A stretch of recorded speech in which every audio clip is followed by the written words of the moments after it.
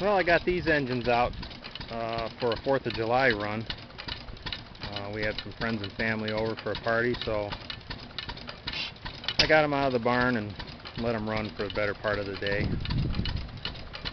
First one here is a 1917 Baker Monitor HJ, 5 horsepower horizontal.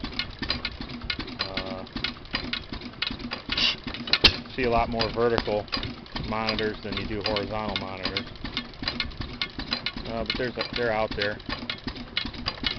It's kind of a neat engine because it has one rocker arm for both valves.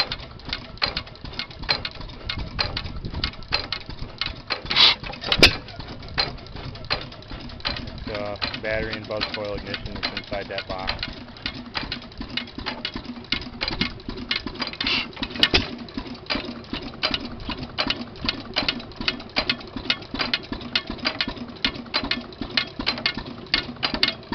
Has a hit and miss governor that's along the same design as a headless Fairbanks, if you're familiar with those.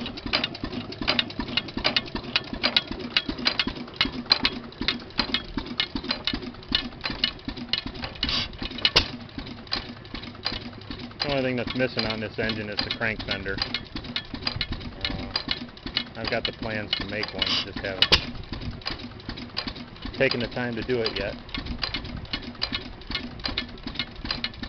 The other funny thing about this engine is the tag is double stamped. I don't know if you can see it on the video, but it was stamped VJ for type, and then it was stamped over that for HJ, which V would be vertical, H representing horizontal.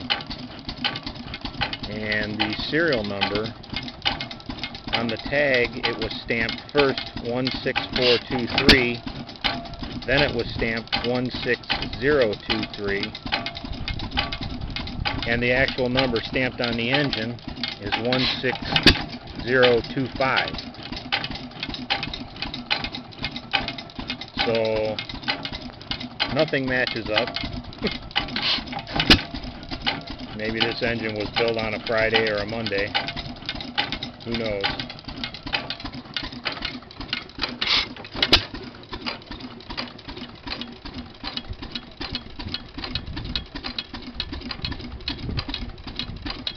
And that's the original set of trucks that it's sitting on.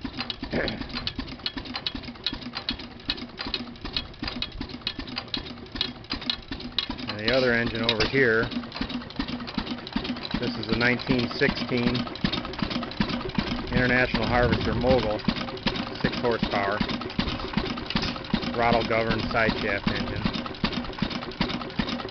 Side shaft meaning it has a camshaft that runs along the side of the engine, operates the valves and the magneto igniter trip.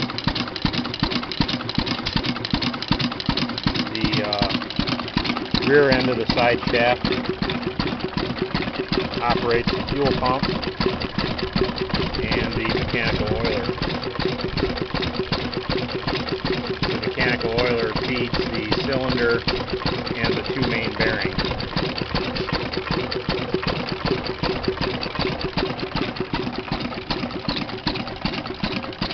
This engine has been on this property where I live since the 1930s when it was bought secondhand.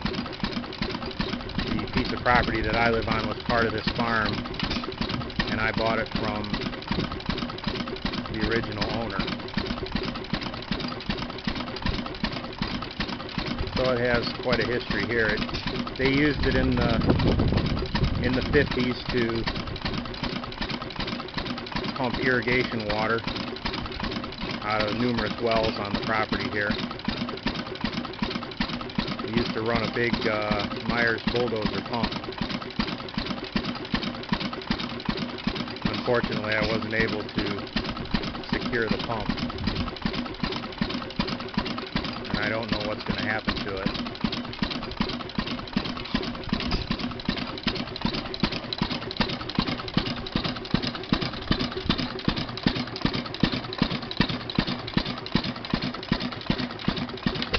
One of these days, if I get time, I want to strip the engine down to the original finish, which is underneath that tank.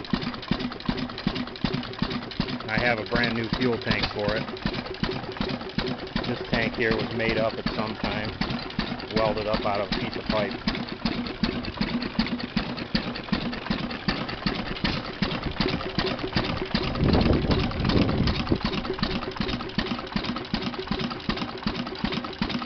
And I've got it hitched to my 1952 Farmall Cub.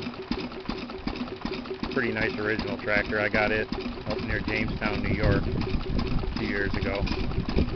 Always wanted a Cub.